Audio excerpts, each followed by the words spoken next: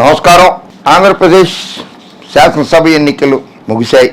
ఏపీలో 81.86% పోలింగ్ నమోదైంది. 3,33,40,560 ఓట్లు పోలైనాయి. పురుషుల ఓట్లు వచ్చి 1,64,30,359 ఓట్లు పోలైనాయి. మహిళా ఓటర్లు వచ్చి 1,69,08,684 ఓట్లు పోలైనాయి. అంటే పురుషుల కంటే మహిళలు ఎక్కువ, 5 లక్షల మంది ఓట్లు ఎక్కువ వేశారు. ట్రాన్స్జెండర్ల ఓట్లు వచ్చి 1,517 ఓట్లు. ఈవీఎంలో పోలైన ఓట్లు మొత్తం 80.66%. పోస్టల్ బ్యాలెట్ ద్వారా పోలైన ఓట్లు 4,44,216. 4,44,216 ఓట్లు పోస్టల్ బ్యాలెట్లు.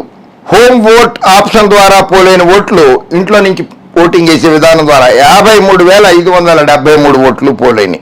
ఇది జరిగింది.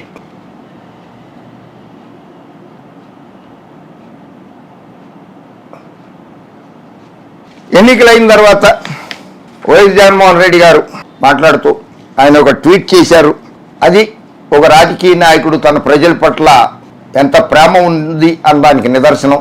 నిన్న జరిగిన ఎన్నికల్లో మండు టెండర్లు సైతం లెక్క చేయకుండా నాకు ఆశీస్సులు ఇవ్వడానికి సునామీలా తరలి వచ్చిన నా అవతాతలకు, నా అక్క చెల్లెమ్మలకు, నా అన్నదమ్ములకు, నా రైతన్నలకు, నా ఎస్టీ, నా ఎస్సీ, నా బీసీ, నా మైనారిటీలకు, నా యువకులందరికీ పేరు పేరున శిరస్సు వంచి కృతజ్ఞతలు తెలియజేస్తున్నాను.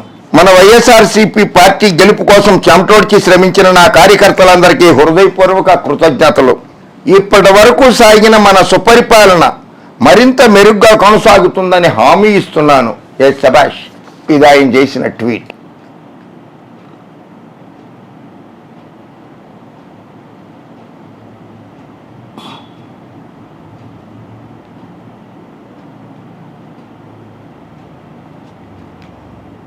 జగన్మోహన్ రెడ్డి గారికి ఇంకో నమ్మకం ఉంది. స్థానికుల స్వీయ పరిపాలన. లార్డ్ రిప్పన్ 1882 సంవత్సరంలోనే మున్సిపల్ వ్యవస్థను ప్రవేశపెట్టారు. భారతదేశంలో 1882 సంవత్సరంలో లార్డ్ రిప్పన్. పండిట్ నెహ్రూ గారు పంచాయతీరాజ్ వ్యవస్థను 1959లో ప్రవేశపెట్టారు. జగన్మోహన్ రెడ్డి గారు స్థానిక సచివాలయాలు, వాలంటీర్ వ్యవస్థని 2020లో ప్రవేశపెట్టారు.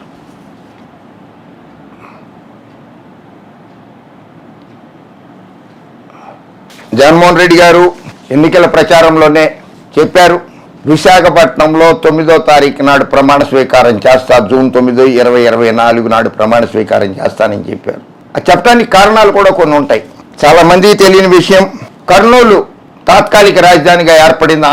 ఆంధ్ర రాష్ట్రం ఏర్పడినప్పుడు మద్రాసు నుంచి విడిపోయి, అప్పుడు సాక్షాత్తు శాసనసభలో ఆంధ్ర రాష్ట్ర శాశ్వత రాజధాని మీద ఓటింగ్ జరిగింది. 1953లో జరిగింది. 1956 ఏప్రిల్ నుంచి విశాఖలోనే శాశ్వత రాజధాని అని. అనుకూలంగా శాసనసభలో 61 ఓట్లు వచ్చినాయి, వ్యతిరేకంగా 58 ఓట్లు వచ్చినాయి. రాజధాని మార్చడానికి 1955 నుంచే కృషి చేస్తాం, ఏప్రిల్ నుంచి కృషి చేస్తామని చెప్పి అసెంబ్లీలో అప్పటి ముఖ్యమంత్రి ప్రకాశం పంతులు గారే ప్రకటించారు. 20 మంది సభ్యులు తటస్థంగా ఉన్నారు. ఇది ఆ రోజుల్లో ఉన్నటువంటి ప్రముఖ పత్రికలు, ఆంధ్రప్రభ, ఆంధ్రపత్రికలో వచ్చినవి ఇవి.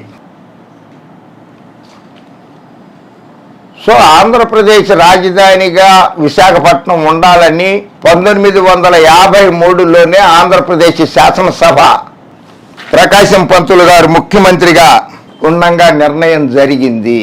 అమరావతి అని చెప్పి తీసుకొచ్చి పెట్టేశారు ఈయన చంద్రబాబు నాయుడు గారు. చక్కగా 3 పంటలు పండే పచ్చటి పొలాల్ని రైతుల్ని భయపెట్టి, బెదిరించి, దౌర్జన్యాలు చేసి తీసేసుకుని బీనామీలకు కట్టపెట్టేసుకున్నాడు. ఇంకోటి, అమరావతిలో ఏం లేవో విశాఖపట్నంలో ఏమున్నాయో ఒకసారి చూద్దురు. కానీ విశాఖపట్నంలో విమానాశ్రయం ఉంది, అమరావతిలో లేదు. విశాఖపట్నంలో రైల్వే స్టేషన్ ఉంది, అమరావతిలో రైల్వే స్టేషన్ లేదు. విశాఖపట్నంలో సముద్రం ఉంది, పోర్టు కూడా ఉన్నది, అంతర్జాతీయ పోర్ట్, అది అమరావతిలో లేదు. విశాఖపట్నంలో మంచి మంచి రోడ్లు ఉన్నాయి, అమరావతిలో రోడ్లే లేవు, చంద్రబాబు నాయుడు గారు వేయలేదు. పక్కనే ఉన్నటువంటి అరకు టూరిజం ఉంది అక్కడ.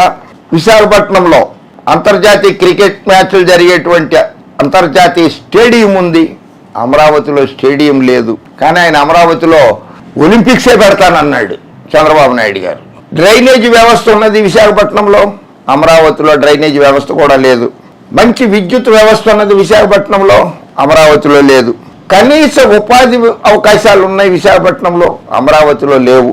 నావికా దళం ఉన్నది విశాఖపట్నంలో, అమరావతిలో లేదు. ప్రభుత్వ ఖాళీ స్థలాలు, ఎకరాల పొలాలు విశాఖపట్నంలో ఉన్నాయి, అమరావతిలో లేవు. యూనివర్సిటీలు ఉన్నాయి విశాఖపట్నంలో, అమరావతిలో లేవు. ఇప్పుడు చెప్పండి ఎవరైనా సరే, రాజధానికి విశాఖపట్నం అనుకూలమా, అమరావతి అనుకూలమా? జగన్మోహన్ రెడ్డి గారు ఎంత ఆలోచించి పరిపాలనా రాజధానిగా విశాఖపట్నము, కర్నూలు న్యాయ రాజధాని, శాసన రాజధాని అమరావతి అని చెప్తే గోలగోల చేశారు.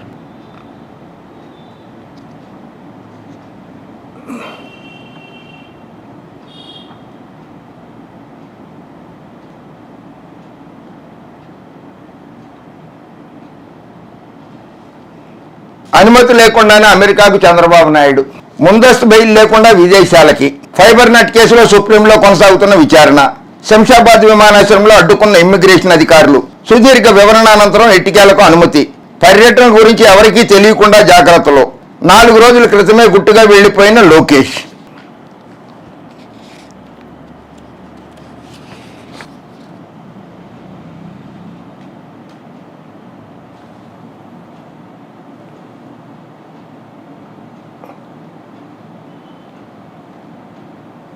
నేటి నుంచి చంద్రబాబు విదేశీ పర్యటన. వైద్య పరీక్షల కోసం అమెరికాకి చంద్రబాబు.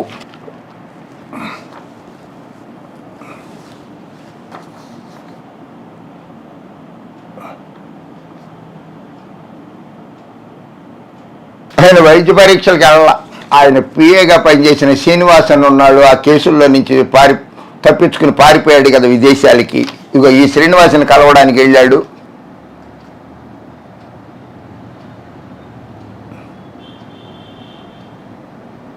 రెండు, ఆయన అమెరికానే కాదు అక్కడి నుంచి కూడా ఆయన వెళ్ళాడు. ఎందుకంటే ఆయన చాలా ధీమాగా ఉన్నాడు తెలుగుదేశం పార్టీ అధికారంలోకి వస్తుందని. అందుకని జూన్ 33వ తారీఖు నాడు, జూన్ 33, 2024 ప్రమాణ స్వీకారానికి నిర్ణయించుకుని, ఆ ప్రమాణ స్వీకార కార్యక్రమానికి, ఉత్సవ కార్యక్రమానికి అమెరికా అధ్యక్షుడిని జో బైడెన్ని, పాత మిత్రుడు బిల్ క్లింటన్ని, మైక్రోసాఫ్ట్ అధినేతని బిల్ గేట్స్తో సహా 60,000 మంది తెలుగు ప్రముఖుల్ని, ఆస్ట్రేలియా నుంచి 70,000 మంది తెలుగు ప్రముఖుల్ని, బ్రిటన్, లండన్ నుంచి ఓ 30,000 మంది తెలుగు ప్రముఖుల్ని, ఫ్రాన్స్ నుండి ఒక 10,000 మంది తెలుగు ప్రముఖుల్ని, జపాన్ నుంచి ఒక 5,000 మంది తెలుగు ప్రముఖుల్ని, జర్మనీ నుండి ఒక 5,000 మంది తెలుగు ప్రముఖుల్ని, ప్రపంచంలో మిగిలిన 190 దేశాలు, ఎందుకంటే 196 దేశాలు ఆయనకు మద్దతు తెలిపినట. 196 దేశాల్లో ఉన్న తెలుగు వాళ్ళు మద్దతు తెలిపారట ఆయన జైల్లో ఉన్నప్పుడు, రాజమహేంద్రవరం జైల్లో ఉన్నప్పుడు. అందుకని 190 దేశాల నుంచి కూడా కనీసం ఒక్కో దేశం నుంచి 5,000 మంది చొప్పున దాదాపు అందరూ కూడా జూన్ 33, 2024 నాడు ప్రమాణ స్వీకారం చేయడానికి, ఆహ్వానం అందజేయడానికి వెళ్ళాటాయి. అది కూడా నాకు విశ్వసనీయ వర్గాల ద్వారా తెలిసింది. ఎందుకంటే పచ్చ మీడియా వదలగొట్టేసింది. చంద్రబాబు నాయుడికి ఇంటికి అధికారులు క్యూ కట్టేశారు. ఐఏఎస్ అధికారులు, ఐపీఎస్ అధికారులు ఆయనకు పొర్లు దండాలు పెట్టేస్తున్నారు, కాళ్ళ మీద పడిపోతున్నారని చెప్పి వదలగొట్టేసింది పచ్చ మీడియా. మరి పచ్చ మీడియా కంట్లో నడుసులాగా ఉన్నటువంటి ఈవో, తిరుమల తిరుపతి దేవస్థానం ఈవో ధర్మారెడ్డి గారే ఎందుకు వెళ్ళలేదు? జవహర్ రెడ్డి గారు ఎందుకు వెళ్ళలేదు? ఎవరో వెళ్ళాలా చంద్రబాబు నాయుడు ఇంటికి? మీరు ఆయన ముఖ్యమంత్రిని మీ అంతటి మీరు చేసేసారు తప్పితే ప్రజలు చేయలే. అందులో జూన్ 33వ తారీఖు రావడం ఏంటే ప్రమాణ స్వీకారం? ఓకే, అమరావతిలో భారీగా ఏర్పాట్లు చేసేస్తున్నారు ప్రమాణ స్వీకారం, చంద్రబాబు నాయుడు ప్రమాణ స్వీకారానికి. అదంతా ఒట్టి మాట. ఆయన అటు నుంచి అటు ఎన్నికలు అయిపోవడం ఆలస్యం, అమెరికా అన్ని జంపు చేయాలని. పుత్రరత్నం ఎక్కడికి వెళ్ళారో తెలీదు, వాళ్ళందరూ జంపు చేయాలనీళ్ళు.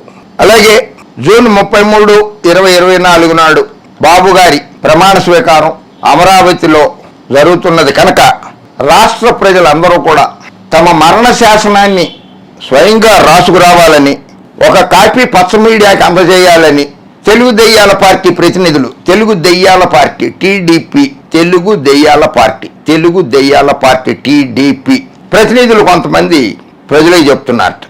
సో అది సంగతి. ఏదేమైనా కానీ జగన్మోహన్ రెడ్డి గారి ప్రమాణ స్వీకారం చేస్తారు. చంద్రబాబు గారి ఆ కళలన్నీ కళలుగానే మిగిలిపోతాయి. ప్రజల ఆశీస్సులన్నీ కూడా జగన్మోహన్ రెడ్డి గారి మీదే ఉన్నాయి. జై హింద్.